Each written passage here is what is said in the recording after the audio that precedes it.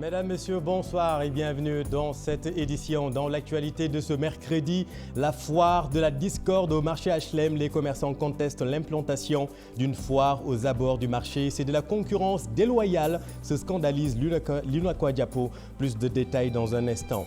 Retraite un peu plus savoureuse des policiers radiés en 1987. L'État du Sénégal va mettre 1 milliard 500 millions de francs CFA sur la table pour compléter les cotisations dues au Fonds national de retraite. On vous explique tout dans un instant. Addiction des enfants aux écrans, le constat est unanime. Enfants et adolescents sont de plus en plus hypnotisés par les écrans. C'est hallucinant comment les enfants s'accrochent au smartphone dès le bas âge. Les parents appellent à l'aide de reportages à suivre. En sport, Ouganda-Sénégal, vendredi, on s'intéresse à l'adversaire des Lions. Forces et faiblesses des Ougandais à découvrir dans ce journal. Voilà pour le sommaire, le développement, c'est tout de suite.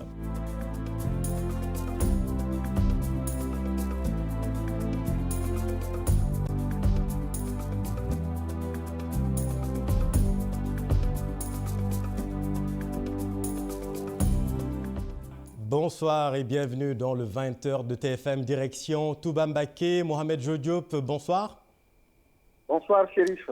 Macky Sall est en visite dans la cité religieuse. Alors, c'est sa toute première dans la cité religieuse après sa réélection. Quelle a été la teneur des discussions avec le Khalif Serigne Mountakha Mbacké?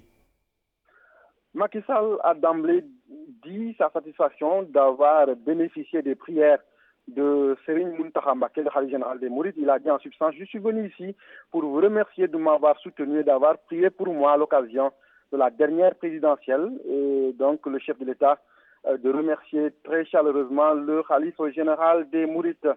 Il s'est ensuite excusé, Chérif, pour le retard dans l'accomplissement de cette tâche à cause, dit-il, d'un calendrier international très chargé. Devant le Khalife, Macky Sall a également vanté son dialogue politique auquel tout le monde a participé, même l'opposition, a-t-il ajouté.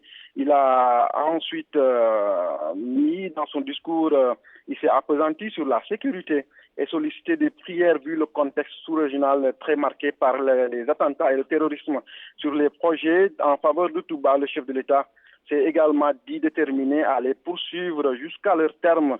Je veux laisser mon empreinte dans ce pays. Je veux œuvrer pour le développement de ce Sénégal. Ensuite, conclut Macky Sall dans son speech très apprécié par les populations et par les dignitaires mourides très présents à l'occasion de cette visite. Le Khalife Serigne Mountakha Mbacké personnellement a répondu au président Macky Sall: ta élection, je l'avais confiée à Serigne Touba.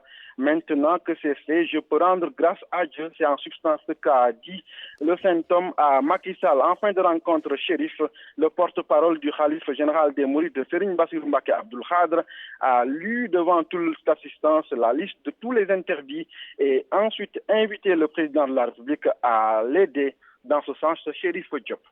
Merci beaucoup, Mohamed Jo Diop. Les commerçants du marché HLM se rebiffent contre l'implantation d'une foire aux alentours du marché. Selon eux, les chapiteaux installés par les forains bloquent l'accès aux clients à leur commerce. Ils en veulent à la mairie. Ce matin, ils ont arrêté leurs activités durant 2 heures en guise de contestation. Djariatou Fall et Gervais Yaou. Du marché HLM très remonté contre leur municipalité. La cause, l'installation éventuelle des chapiteaux faisant office de foire à quelques semaines de la Tabaski. Pendant 2 heures, ils ont fermé boutiques et cantines pour montrer leur mécontentement. À chaque veille des événements comme Korité et Tabaski, le maire de la commune organise un soi-disant foire, un foire de fortune devant l'avenue Cheikh Ahmadou Bamba pour fermer tout le marché des HLM. Je peux dire même que c'est un arnaque. Nos délégués nous ont demandé de fermer les boutiques car les chapiteaux que la mairie veut implanter devant le marché vont nous porter préjudice. Les clients ne vont plus entrer et nous ne comptons que sur notre commerce pour survivre. Ces occupants fustigent la démarche de la mairie. Selon eux, c'est du forcing. Le maire a envoyé Thierno Ndoye et un certain commandant et un ASP pour qu'ils viennent défoncer les portes du marché central des HLM. Ça, nous allons prendre un huissier pour qu'il puisse faire le constat. Nous allons porter plainte contre M. Thierno Ndoye et nous écoutons ce que va dire la justice À la mairie des HLM où nous nous sommes rendus, la secrétaire municipale confirme les propos des commerçants. Seulement, elle rappelle que les occupants du marché n'ont pas le droit de refuser l'accès aux visiteurs. Les réactions officielles de l'UNACOIS, ils alertent les autorités sur l'installation des foires au marché HLM. Selon le secrétaire général national de l'UNACOIS, c'est de la concurrence illégale. Mamadou Dieng est avec Maïmouna Ndiaye. Nous avons des commerçants, plus de 2000 qui sont au niveau du marché. On ne peut pas se permettre quand même d'organiser, surtout pendant les périodes de fête, une foire qui concurrence d'une manière déloyale les commerçants. Donc nous interpellons l'État à ce qu'il préserve non seulement le cadre de travail des commerçants, parce que aussi les commerçants, c'est des travailleurs, c'est des gens qui payent des impôts, et l'État doit tout faire pour préserver leur cadre de travail. Et aujourd'hui, avec la foire, on constate qu'il y a un problème d'insécurité, un problème de salubrité, qu'on arrête la foire. On ne peut plus accepter cela, de localiser ailleurs la foire, mais pas devant ou à l'entrée du marché. Ce qui nous intéresse, c'est d'attirer l'attention de l'État, n'est-ce pas, et les autorités locales, que il peut y avoir des problèmes. Et puis dans l'actualité politique, Arligne Bok déterminé à maintenir la pression sur le gouvernement. Pas question que la polémique sur le pétrole s'estompe. Selon eux, la plateforme appelle à la mobilisation samedi prochain. Reportage Maguette Soare Diallo et Diafaraba.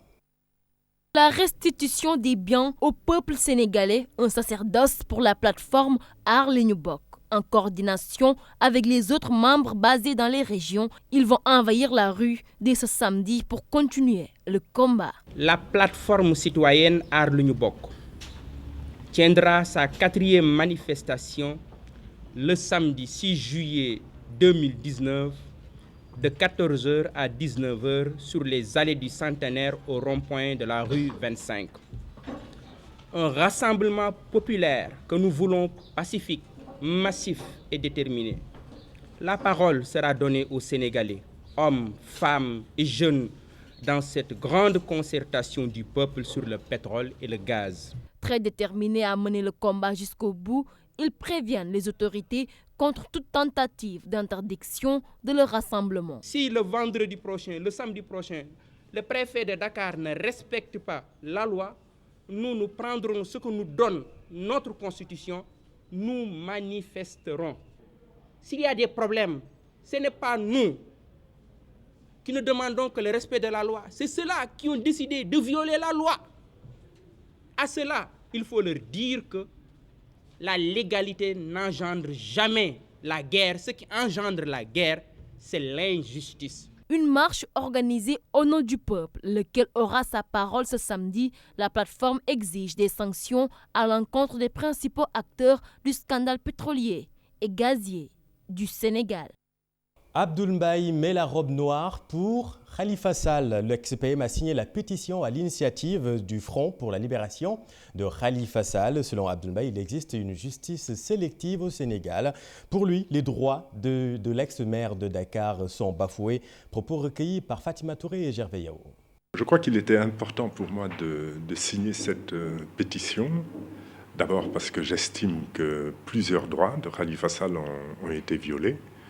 Et que ce faisant, on doit le considérer aujourd'hui comme un otage politique.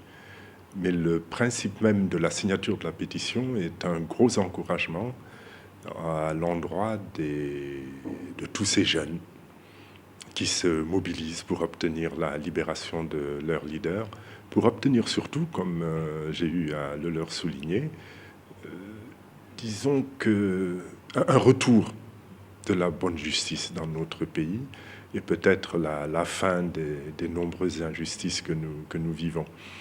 Et puis Bassirou Sambagnas est le nouveau patron de la DGID. Il a été nommé par décret aujourd'hui lors du Conseil des ministres. Jusque-là, il était le secrétaire général du ministère des Finances et du Budget. Il remplace donc à ce poste Sherba, nommé DG de la CDC. Et puis oui, le Sénégal est une plaque tournante pour les narcotrafiquants. C'est un ancien patron de l'OCRTI qui l'affirme. L'Office central pour la répression du trafic illicite des stupéfiants, Cheikhna Keita, regrette le manque de vigilance. Selon lui, à la saisie de la cocaïne, vous le savez, une partie a été dérobée. Le commissaire Keita est avec Maguette Soiré-Diallo. On est obligé de l'admettre aujourd'hui avec tout ce qui vient de se passer, mais cela est une réalité depuis très longtemps. Bon, sauf qu'on a tenté de nuancer le fait, mais c'est vrai depuis très longtemps et c'est la raison pour laquelle on a cherché à plusieurs reprises à accentuer les moyens de lutte contre la drogue, notamment en corsant la répression, mais cela est vrai depuis très longtemps. La position géographique est très importante parce que historiquement déjà, Dakar est la porte d'entrée de l'Afrique, mais aussi est un relais entre l'Europe et l'Amérique, et cela, tous ceux qui travaillent dans le commerce des choses et d'autres en ont tenu compte depuis l'aube des temps. Ce n'est pas forcément une faute professionnelle. On peut peut-être parler de manque de vigilance, de manque d'esprit d'anticipation par rapport à la prise en charge de la drogue qui avait été découverte. C'est tout simplement cela. Mais la drogue, c'est une question d'argent. Ceux qui y travaillent, comme ceux qui tournent autour d'eux, sont tentés d'en subtiliser une partie parce que quand vous avez 1 kilo de drogue, vous avez des millions. 500 grammes, vous avez des millions. Quelle que soit la quantité de drogue que vous avez entre les mains, si c'est de la drogue dure, considérez que vous avez beaucoup d'argent. Il suffit seulement de le mettre entre les mains des gens qui en ont besoin pour récolter beaucoup d'argent. Ça attire l'attention. Et puis, comment évaluer l'impact de la couverture maladie universelle sur le plan local? L'arrondissement Dakar-Plateau, la CMU et les autorités médicales ont échangé sur cette problématique. Des dispositions sont prises pour mieux prendre en compte des maladies comme le paludisme. Ibou Diouf et Mohamed Dieng. L'objectif est clairement défini. Parlant de couverture de maladies universelles, la CMU va enrôler près de 24% de la population à Dakar. Encore un gap pour atteindre plus d'1 500 000 de Sénégalais vivant dans la capitale, d'où l'idée de solliciter les entreprises et autres organisations à soutenir ce programme. La couverture maladie universelle n'est pas l'apanage d'un seul secteur, ni d'un seul ministère. Ça demande l'implication de tous les acteurs. On voulait vraiment mettre en exergue l'approche multisectorielle qui nous permet d'atteindre rapidement notre objectif. Donc les entreprises aussi doivent vraiment appuyer la couverture maladie universelle à travers la responsabilité sociétale d'entreprise. Aujourd'hui, le programme de la CMU dans notre circonscription, analyser nos forces et nos faiblesses et pour une meilleure prise en charge de la couverture maladie universelle au niveau de notre circonscription administrative. C'est une dynamique qui est enclenchée aujourd'hui parce qu'à l'issue de l'engagement que l'État a eu en signant, n'est-ce pas, effectivement, le programme avec la CMU, l'Agence nationale de la couverture maladie universelle de 2017-2021, donc c'était un des axes majeurs qu'il fallait prendre en compte. Donc la couverture maladie universelle donc, dans notre circonscription administrative aujourd'hui est perçue comme une réponse au niveau des politiques publiques en matière de santé. En cette période, quelques dispositions s'imposent pour mieux faire face aux maladies liées à l'hivernage. Parce qu'on doit communiquer, toujours communiquer, pour permettre aux différents acteurs impliqués, en ce qui les concerne, de jouer pleinement leur rôle. L'autre aspect des défis, c'est par rapport à la professionnalisation de ces mutuelles de santé. Comme vous l'avez vu, on doit enrôler les populations dans les mutuelles de santé et il faut que ces mutuelles de santé soient professionnelles pour pouvoir jouer pleinement leur rôle. Convier tous les acteurs concernés par le développement local à travers la santé, l'objectif est de recueillir les bonnes informations pour mieux réussir le programme CMU au plan local. Merci Ibou. Et puis restons dans le secteur de la santé pour parler du bien-être animal. Les jeunes vétérinaires de Saint-Louis ont révélé lors des journées de consultation destinées aux animaux plusieurs maladies, dont des surmenages musculaires qui touchent particulièrement les chevaux, ce qui peut perturber naturellement leur croissance. D'autres maladies également ont été détectées chez les lapins. Suivons à ce propos Dr Elhaj Faloucham avec Ousseynou Diop et Habib Sek. Nous avons noté plus particulièrement le parasitisme. Il y a aussi l'antibio prévention vu que la saison des pluies s'annonce. Donc vraiment, il y a une anti-bioprévention qui a été mise en place, comme l'a bien dit mon homologue. Mais il y a aussi des cas d'arthrite, c'est les équidés, plus particulièrement les chevaux. Vraiment, surtout. Il y a aussi d'autres cas qui se sont présentés chez les lapins et d'autres espèces. De l'élevage connaît plusieurs difficultés, comme nous le savons nous tous. Vraiment, il y a des difficultés que nous rencontrons tous les jours. Et parmi ces difficultés, je pense qu'il y a un manque de formation, il y a aussi un déficit des techniciens ou bien des vétérinaires au niveau national. Il y a aussi un manque de matériel qui est déployé. Nous lançons un appel solennel à l'actuel ministre de l'élevage qui est M. Samuel Ndiobenka, qui vient d'être nommé comme ministre de l'élevage, vraiment un appel solennel. Dans la loi de finances rectificative, l'État a voulu satisfaire une vieille doléance des policiers radiés en 1987. Une enveloppe d'1,5 milliard de francs CFA est prévue pour compléter les cotisations dues au Fonds national de retraite. Ce geste pour permettre à ces seniors policiers d'avoir une retraite un peu plus honorable. Ces derniers se réjouissent bien évidemment de la mesure, mais redoutent tout de même les lenteurs administratives. Mohamed Sombe et Gervais Yao.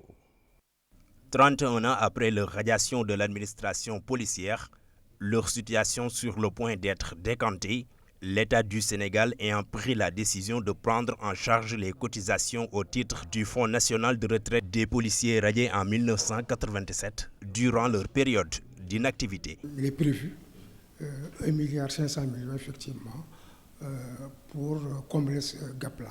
Donc on va considérer que tous les policiers radiés qui furent entre-temps des policiers municipaux ont eu à cotiser dans le cadre de ce fonds-là du début de leur carrière jusqu'à la fin de leur carrière. Et ça, c'est important parce que ça va permettre à beaucoup d'entre nous de bénéficier d'une pension pleine. La décision de l'État, certes salutaire à leurs yeux, mais ces policiers veulent plus. Ça ne suffit pas. Nous aurions voulu, n'est-ce pas, que fût pris encore, disons en amont, une autre mesure qui consisterait à donner une compensation financière aux policiers radiés. Et nous aurions aimé effectivement que le président de la République aille plus en avant et accorde à chaque policier radié vraiment un montant forfaitaire pour lui permettre peut-être de se remettre un peu à flot, parce que la situation est difficile. Ces anciens fonctionnaires de l'État peinent à trouver solution à leurs problèmes pour cause lenteur administrative. Je crois qu'il faut mettre ça sous le compte de la lenteur administrative. Mais il se trouve que les policiers ne peuvent pas s'adapter à cette lenteur administrative. Nous sommes dans l'urgence. Nous prenons de l'âge. Bon, l'horizon, bon. Donc vraiment, il faut que les choses se fassent. Nous sommes dans l'urgence, nous. Donc il faut que les choses se mettent rapidement en place. Et maintenant, parce qu'on ne peut pas réparer l'erreur. Non, c'est irréparable. Le projet de loi de finances rectificative 2019 a permis aux parlementaires de revenir, entre autres, sur la problématique de la situation des policiers radiés en 1987. Merci Mohamed. Problématique de la sécurité alimentaire, les universités s'engagent dans la réflexion, ceci à travers les doctorales 2019. Le thème cette année, l'université face aux défis de la sécurité en Afrique. Écoutons à ce propos le professeur Kandioumana Noba avec Ibou Diouf. Chaque année, l'école doctorale organise des rencontres annuelles qu'on appelle des doctorales. Ces doctorales ont pour thème l'université face aux défis de la sécurité alimentaire. Vous savez que la sécurité alimentaire, l'agriculture, la sécurité alimentaire constituent, j'allais dire, des problèmes majeurs pour nos pays. Donc aujourd'hui, il était question de poser le problème et de voir quelle contribution l'université peut apporter dans la résolution des problèmes liés aux problèmes de production, aux problèmes de nutrition, aux problèmes d'accès, enfin, tous les problèmes qui ont trait à la sécurité alimentaire de manière générale. Pardon. Parlons justement de l'addiction aux écrans, mais chez les jeunes et adolescents, ils ne se séparent plus de leur smartphone au point que certains parmi eux sont capables de se priver du dîner pour une partie de Fortnite seulement. Le phénomène inquiète sérieusement les parents, des parents ringardisés par l'univers numérique de leurs enfants avec malheureusement toutes les conséquences que cela implique. Habib Faye et Gervais Yao. Elles sont confortablement assises sur le canapé. Ces enfants, bien concentrés sur leur téléphone, ignorent l'existence du poste téléviseur. Leur smartphone, leur passe-temps durant les vacances. Si je m'ennuie, je suis avec mon téléphone. Je parle avec mes amis, je suis dans les réseaux sociaux, etc. J'y passe presque toute la journée avec l'année scolaire. Je n'ai pas mon téléphone avec moi, pour que je puisse mieux me concentrer dans mes études. À côté d'elle, la cadette de la famille, toujours occupée et connectée sur YouTube, parce qu'on peut regarder n'importe quoi sur YouTube. L'utilisation du numérique fait partie du quotidien de la famille Ndiaye. Pour Kiné, c'est seulement du creux à combler.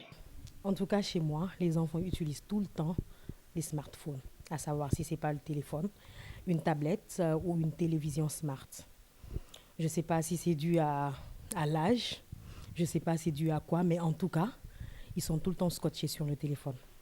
Je dirais d'une part, pas une éducation, mais peut-être pour des passe-temps. Parce qu'à chaque fois qu'on leur donne un téléphone ou une tablette, c'est pendant les vacances. Parce que pendant l'année scolaire, on ne leur donne pas les téléphones ou les tablettes. On veut exactement qu'ils se concentrent sur les études, sur les devoirs et consorts. Enfants et numérique, une réalité actuelle selon elle. Cependant, la surveillance est obligatoire pour éviter les dérapages. C'est une réalité maintenant. Parce qu'on est tout le temps scotché sur le téléphone, on est tout le temps scotché sur le net.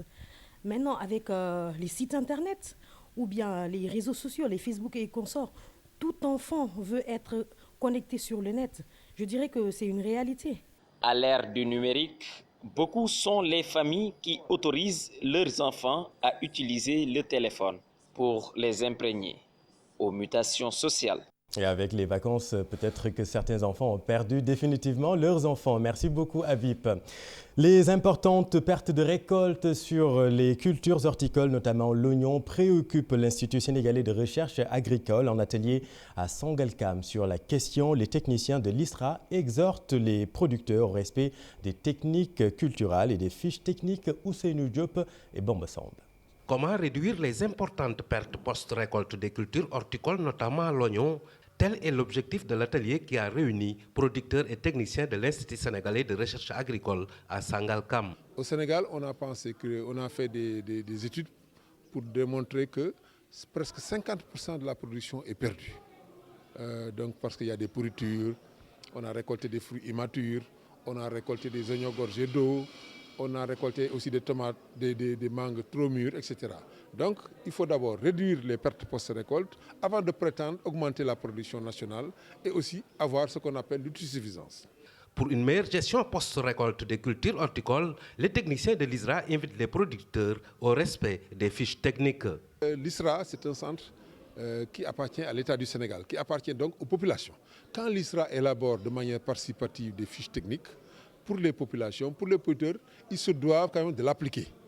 Mais ils savent ce qui est contenu dans les fiches techniques, mais il y a des précipitations. Ils se précipitent parfois pour vendre les récoltes. Au lieu de laisser les oignons, par exemple, mûrir, se dessécher, se ressuyer avant de les mettre sur le marché. Donc ça, c'est un problème. Donc on a pensé que peut-être il faut d'abord sensibiliser les producteurs. On ne se fatiguera jamais assez de sensibiliser les producteurs. De l'avis des techniciens de l'ISRA, si les techniques culturelles sont bien respectées par les producteurs, le Sénégal pourrait atteindre l'autosuffisance en oignons et limiter les importations. Merci Ousseynou. Et puis les opposants mauritaniens ne décolèrent toujours pas. L'opposant mauritanien Hamidou Kane Baba rejette les résultats de la présidentielle qui ont donné victoire au candidat du pouvoir Ghazouani. Le leader de la coalition Vivre Ensemble parle d'une élection minée par beaucoup de manquements. Il est interrogé par notre envoyé spécial à Nouakchott, Barkaba. Avant même que la CENI n'intervienne les décomptes, le candidat s'est autoproclamé vainqueur au premier tour, alors que seule la CENI est habilitée en fait à proclamer des résultats, la campagne étant terminée. Ça en dit long sur bien sûr les intentions du candidat du pouvoir, ça en dit long également sur ce qui a été fait en amont, c'est-à-dire le manque de transparence, le manque de consensus au niveau de l'organisation de ces élections. Vous n'êtes pas sans savoir qu'avant même de commencer ces élections, d'entrer dans les élections, il y avait eu un semblant d'accord ou de dialogue entre le pouvoir et l'opposition. Nous avons une CENI supposée indépendante, mais dans laquelle l'opposition n'est pas représentée. Et l'accord disait clairement que l'opposition devait pouvoir proposer 3 personnes. Finalement, le pouvoir a dit que parmi ces 3 personnes, il y a l'une qu'elle refuse, et ensuite également qu'il fallait obligatoirement mettre une femme. Autrement dit, le pouvoir a choisi et pour lui et pour nous. Il y avait déjà un problème, mais il n'y a pas eu d'accord finalement. On est parti dans ces élections sans consensus sur la manière, sur les règles du jeu. Le candidat autoproclamé a trouvé, dit-on, 52%. Ça ne reflète pas la campagne du tout.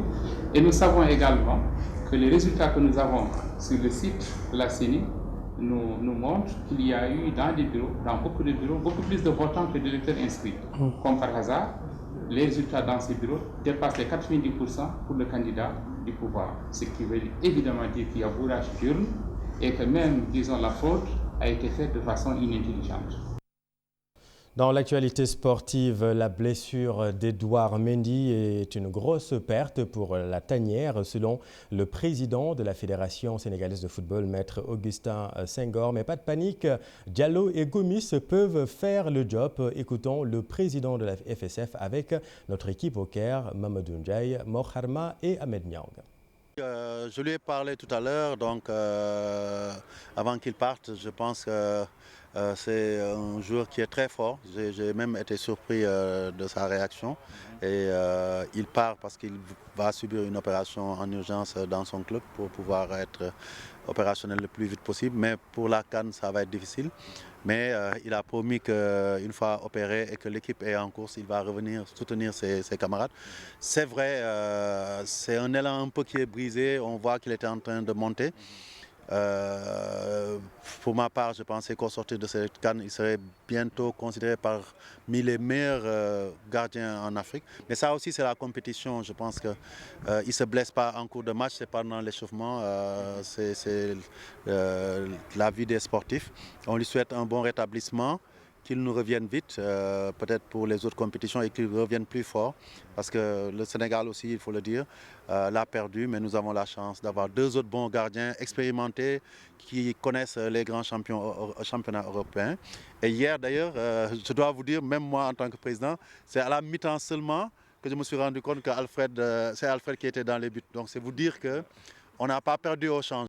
Ouais, c'était une surprise générale. La bonne nouvelle, en revanche, c'est qu'il n'y a plus personne à l'infirmerie. Alfred Dia et Salif Sané sont opérationnels. Ils pourront jouer, par exemple, dès vendredi prochain. Le docteur de la tanière explique quand même ces blessures par la canicule qui règne actuellement au Caire. Le docteur Abdourahmane Fedior avec Mohamed Ndiaye.